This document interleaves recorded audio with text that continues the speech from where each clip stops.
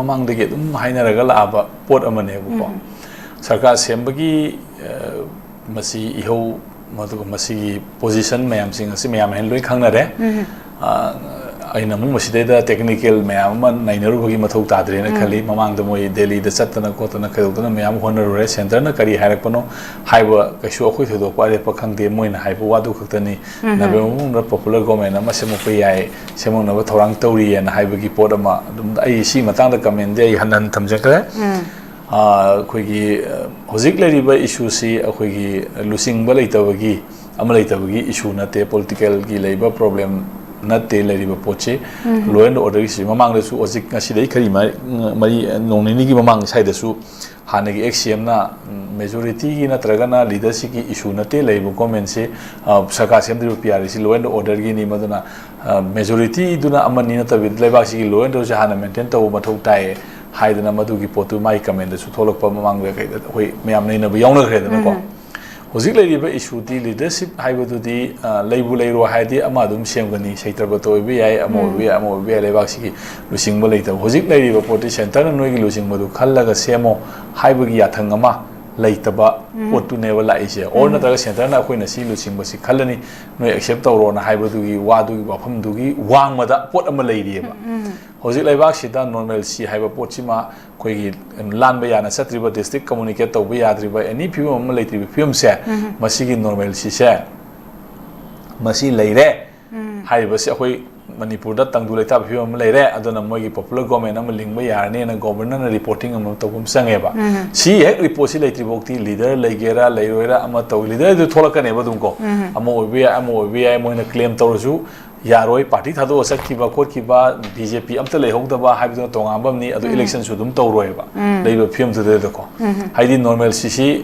लाख खोप कदो मसी मतंगदा अखोइदगी दि मोइना आई खांगने ना खले मरमदि मैदि दे आर ऑल अखोइगी फिल्ड सिदेदा मोइदि डे टू डे मसी एनकाउंटर तौरिबा म्यूइंग आक्तने बको अदना अखोइ याम सांगना मसिदेदा सी ओइनी ना हाइपा सादना कमेंट पिनिंग दे बट आई ऑब्जर्वेशन अमक हाइजो हाइरगदी लेबा सिचुएशन असिदेदा लीडरशिप की करिगी इशू दि तोंगाना थंगों कांदा लेबा की नॉर्मल सी इशू मा क्वेश्चन अमा लेबनिना मसिगी नॉर्मल सी लेरे हाइदना गवर्नर ना होगी सेंट्रल गवर्नमेंट दा तोमना चावना रामेश्वरना बिरेन हाइबदु नतबा गवर्नर ना हाइबम संगेबा गवर्नर ना हाइरा कांदुदा लेबा लेंगाक से बीजेपी अदु अदाइदना पार्टी की वानेबको लेबाक से होय गवर्नमेंट अमा मियांग शासन अमा इंडियन स्टेट अमा तोंगानबा स्टेट अमा हाइबा मागी फंक्शन अदुदा सलाइरि बनेबा कॉन्स्टिट्यूशन अमा खादा मधु बीजेपी नो ओबीआई कांग्रेस नो ओबीआई अदुना मतमतंगी मियांग मैंडेट तुगी वाने कॉन्स्टिट्यूशन की लेरिबा प्रोविजन मियाम सिंग लो मियाम सिंग असे मियाम ना कांग्रेस नो पाइरगा अमु तौ बीजेपी नोई पाइरगा अमुक तौना सिनबगी वानेबको अदुगा लेरिबा पोती इंडियन स्टेट हाइबा स्ट्रक्चर अमा मणिपुर स्टेट हाइबा स्ट्रक्चर मयाम सिंग अदु तोंगान लेना लेरिबा पोत मयाम सिंग अदुगी मागी आइन कांगलोन दुदी मागी मतम दुदा याइफना बनेन खंबा पार्टी की सिल सेमदुन अमनी आइन दी वामोला ला चपदी यादमेना आइन दुगी मनु तौदोरिने वाइन मनु तौदोरिनेबको अदुना लेरिबा जिबोगी आइन सिदी गवर्नर ना मणिपुर सी नॉर्मल सी सिचुएशन हंजेले हंजेलबनीना अखोई मोगी पीपल्स की मेंटेल लेबा गवर्नमेंट अमा सेमबा दा मसी यारनी हाइदना रिपोर्टिंग अमा तौम संगे मधुगी रिपोर्ट तु यावद्रदी को मोइना क्लेम तौरसु यारोय अदुगा क्लेम तौबदा याद्रेना मोइना कोई पार्टी थादो सत्किबा असेंबली मुथत पाइदन तोंगानबा फेनोमेनन अमनेबको अदुगी फेनोमेनन थोलागा वोट तौगदरा हाइबसु याम सावबो क्वेश्चनेबल ने मरम नोमेसी तेने वोट तौबो यारोयना हुजि पंचायत की वोट अदु अदा मयाम लेरिसिनेबको अदुना लेइबा पो मयाम सिंग असे अखोइना हेत्ता अखोइना अपाम नत्रगा अखोइना उ वखन खरदुदा लोइनम ओइने हाइबसु लेइतेबा मागी लेरिबा सना कांगलोंगी मतुंगिना मोइना करी खली सेंटरना करी खली गवर्नर करी खली हाइबा मोइगी प्रभ्यूदुगी मखादा कोई थबक तौरकदबनेबो मरमदी लेरिबा इंडिया सिगी लेरिबा क्वाइडी कोइगी डिसीजन लौबा माइ कैनोसी यूनियन गवर्नमेंट इंडियन स्टेट हाइबसिनेबको मणिपुर स्टेट अमनी बट हाइरिबा मणिपुर स्टेट तुना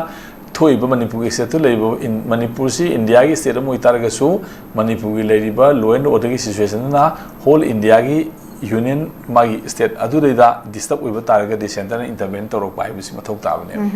अदु लेइने हाइदना तौर इमनेबको अदु लेइत्रेना हाइबम संगेबा तौर हाइ तारगदि अदुगी फिल्म दु बीजेपी की लेरिबा MLA सिंगसिना governor convince over ngamabra have issue sineba yamaru the basic core issue is not for selecting of leadership the convincing of the governor there is complete normalcy in the state of Manipur haibu ne maru ori deko haidi Manipur normalcy oire haidana BJP MLA sing asina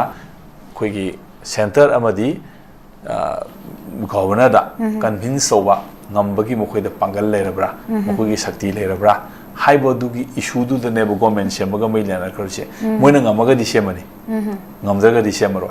aduna ngamdre akoi aduna haibo se mogi sentimenta emotion da base tawra kan da tra kano ma mogi political future gi kano da base tawra kan da moina BJP to adu tawre da tawre ama party seme adu tawre haiduna tongan phenomenon mane adu hosiki lei posi da di khwari maru oidi leadership khan badu su maruni adu dagi en maru oibidi kaino haiba kanda governor da amadi center da Manipur se law and order film normalcy leire haina convince so to hena maru oibu adu convincing power do ji moida leire ba later bai da moi comment sembagi magi destiny do tholakane so ai sumaina thamjage han be kenos yo ke ma joja mathang sa